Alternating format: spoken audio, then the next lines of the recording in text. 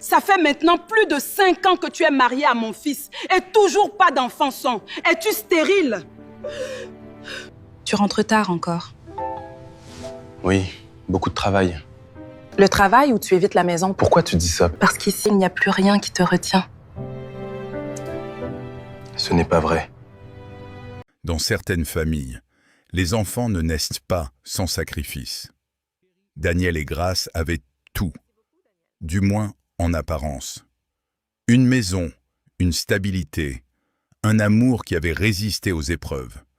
Mais derrière ce bonheur, un silence s'installait. 5 années de mariage, sans enfant. C'est encore négatif.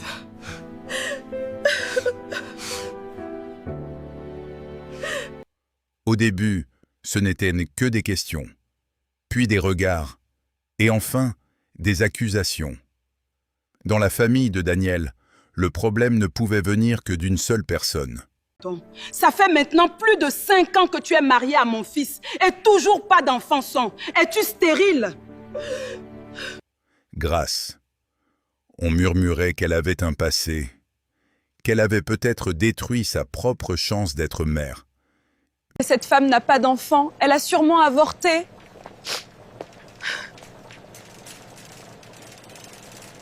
Voilà. Tu bouffes l'argent de mon neveu et tu bouffes aussi ses enfants.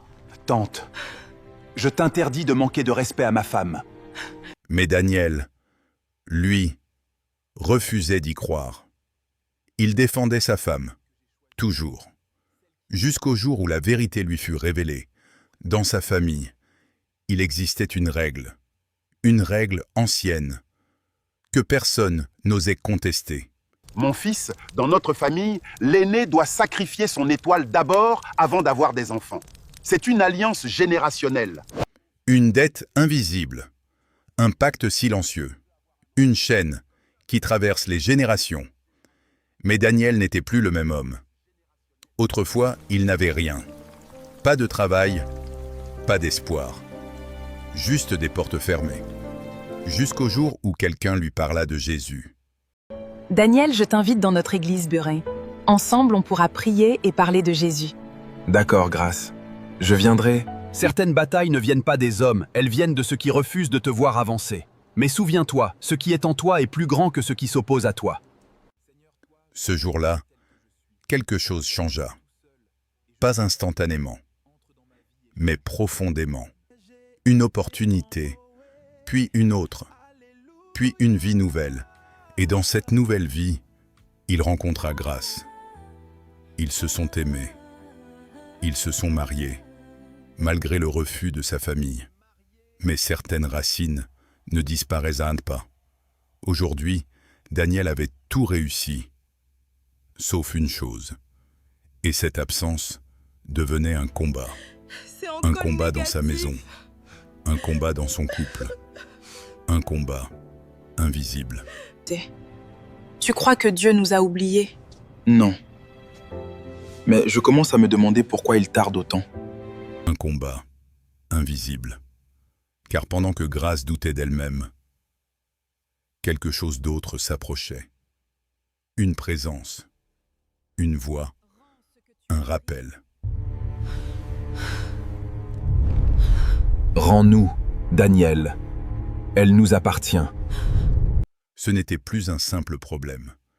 C'était une attaque. Pendant ce temps, loin de la ville, dans le village familial. Et cette nuit-là, Grace fut la première à le ressentir. Jésus, oh. Jésus, sauve-moi. Une pression invisible, un souffle coupé, une peur qu'elle ne comprenait pas. Mais au milieu de la peur, elle fit une chose. Elle pria. Pas comme avant, mais comme quelqu'un qui se bat pour sa vie. Et pour la première fois, Daniel comprit. Ce combat n'était pas médical. Il n'était pas humain. Il était spirituel. Mais dans ce combat, le doute s'installa. La peur grandit et la tentation revint. Et si sa famille avait raison? Et s'il fallait céder? Mais Grace refusa. Elle choisit de croire, même dans l'obscurité. car certaines batailles ne se gagnent pas par la force, mais par la foi. Et alors que tout semblait s'intensifier, une vérité devint claire. Ils avaient refusé le sacrifice, mais la guerre venait seulement de commencer. Aide-moi, s'il te plaît. Jésus, aide-nous. Saint Michel, combattant céleste, descend et combat pour nous. Jésus, dresse-toi contre nos ennemis faris. Burn the night, call the shadows, fire rise, power calls. L'Éternel est notre lumière et notre salut. De qui aurions-nous peur?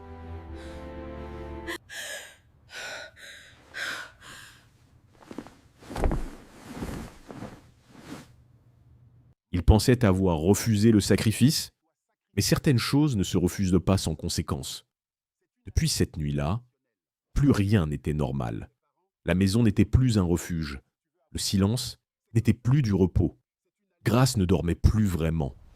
Ses nuits étaient remplies de visions, pas des rêves, des avertissements. Elle voyait des ombres. Elle entendait cette voix, toujours la même. Prends ce qui a été pris. Au début, Daniel essayait de rester fort. Il priait, il rassurait, il résistait. Mais les attaques ne s'arrêtaient pas. Elles devenaient un plus proches, plus violentes, plus réelles. Un soir, Grace s'effondra. Son corps tremblait. Son souffle se coupait. Ses yeux fixaient quelque chose que Daniel ne voyait pas. « Fais-le !» Sortez d'ici, là! Vos places est en enfer! Jésus vous a vaincu! Daniel sentit la peur. Pour la première fois. Une vraie peur. Pas du monde, mais de l'invisible. Les jours passaient, et Daniel changeait. Il parlait moins. Il priait moins. Il réfléchissait. Seigneur, dis-moi que je ne suis pas en train de perdre ma femme. Et une pensée revenait sans cesse. Et si la solution était là depuis le début, pendant ce temps, Grace devenait différente. Elle pleurait moins. Elle tremblait moins. Mais ses yeux avaient changé. Elle priait autrement, avec autorité, avec foi, comme quelqu'un qui comprend qu'elle est en guerre. Un jour, elle posa sa main sur Daniel. Ce n'est pas Dieu qui nous fait ça. Mais Daniel ne répondit pas, parce qu'au fond de lui, le doute grandissait. La force que le roi David a utilisée pour combattre Goliath. Ce que Dieu t'a donné, aucune force ne peut te l'arracher si toi tu ne le lâches pas. Silence. Et tout ça peut s'arrêter. Daniel ne répondit pas, mais il écouta. Et parfois, écouter suffit à commencer à tomber. Cette nuit-là, Grace fit sa pire attaque. Elle cria, elle pleura, elle se débattait, comme si quelque chose voulait prendre le contrôle. Daniel la tenait, mais il ne comprenait plus rien. Alors pour la première fois, il cria lui aussi, « Seigneur !» Et dans ce chaos, quelque chose se produisit. Un silence, brutal, total. Comme si quelque chose venait d'être interrompu. Le lendemain, ils allèrent à l'église. Pas par habitude, mais par nécessité. Ce jour-là, le pasteur parla. « Ce que tu refuses dans la lumière ne doit jamais être accepté dans l'obscurité. » Grace pleura. Daniel resta figé, parce qu'il comprenait, et ça le terrifiait. Les jours suivants, le combat continua, mais cette fois, ils ne fuyaient plus. Ils priaient, ensemble. Pas parfaitement, mais sincèrement. Et chaque fois qu'ils priaient, quelque chose reculait. Mais quelque chose résistait aussi, parce que ce combat était ancien, plus ancien qu'eux. Le grand-oncle le savait. Alors, il intensifia le rituel. Puisqu'il refuse, alors on prendra de force. Esprit de Kanga, va et rejoins Daniel. Prends-lui ce qui t'appartient. Et cette fois, ce ne fut plus Grace, ce fut Daniel. Une nuit, il se réveilla, incapable de bouger. Son corps était lourd, son souffle court, et cette voix tout près. Tu ne peux pas fuir ce que tu es. » Ses yeux se remplirent de peur, mais dans ce moment, il fit un choix. Pas un grand discours, pas une grande prière, juste une décision. « Non !» Et ce non changea tout. Le combat n'était pas fini, et quelque chose venait de basculer. Parce que pour la première fois, Daniel ne résistait pas seulement avec des mots, mais avec une conviction. Et dans l'ombre, quelque chose recula. Mais pas pour toujours, parce que certaines guerres ne se terminent pas en une nuit. Et alors que tout semblait s'apaiser, une vérité plus sombre apparut. Ce n'était pas juste une malédiction, c'était un lien. Et ce lien n'avait pas encore été brisé. Et cette fois, ce n'est plus seulement leur paix qui est en jeu, c'est leur destinée. Il y a la force dans le sang de Jésus. Le combat est dans le sang de Jésus. La guérison est dans le sang de Jésus. La patience est dans le sang du Christ. La force que le roi David a utilisée pour combattre Goliath. Que cette force nous localise et les Goliaths dans notre vie soient vaincus. Au nom de Jésus, toute oppression quitte cette maison maintenant. Aucune peur, aucune malédiction, aucun lien ancien ne restera attaché à cette famille. Ce foyer appartient à Dieu. Tout ce qui agit dans l'ombre soit exposé et brisé. Je déclare la paix. Ce combat n'était pas terminé. Il venait seulement d'être révélé. Depuis leur rencontre avec le pasteur, tout avait changé. Daniel ne doutait plus comme avant, mais il n'était pas encore libre. Grâce, elle, était devenue différente, plus calme, plus forte, plus ancrée, parce qu'elle avait compris une chose.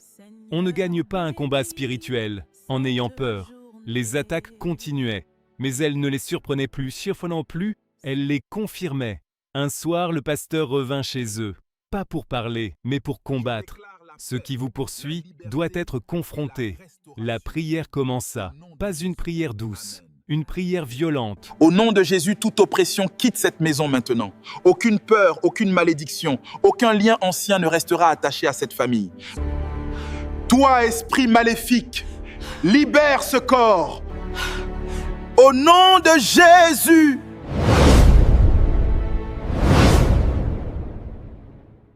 Grâce tomba à genoux. Son corps tremblait.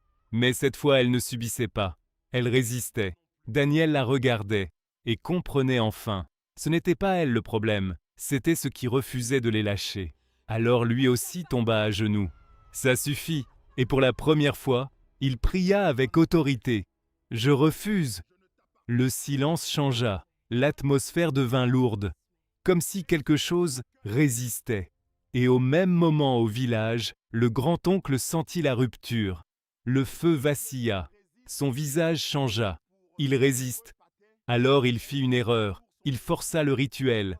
Et ce qu'il invoqua dépassait ce qu'il contrôlait.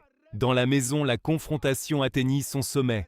Grâce cria, pas de peur, mais de combat. « Je ne t'appartiens pas !»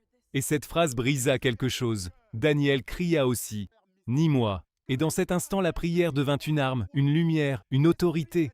Le lien céda, pas doucement, brutalement. Un silence, puis plus rien. Grâce tomba, calme, libre, Daniel immobile. Le pasteur regarda. C'est fini. Mais ailleurs, le grand-oncle tomba. Le rituel s'était retourné contre lui, parce que certaines choses ne supportent pas la lumière. Les jours passèrent, et pour la première fois, le silence était paisible.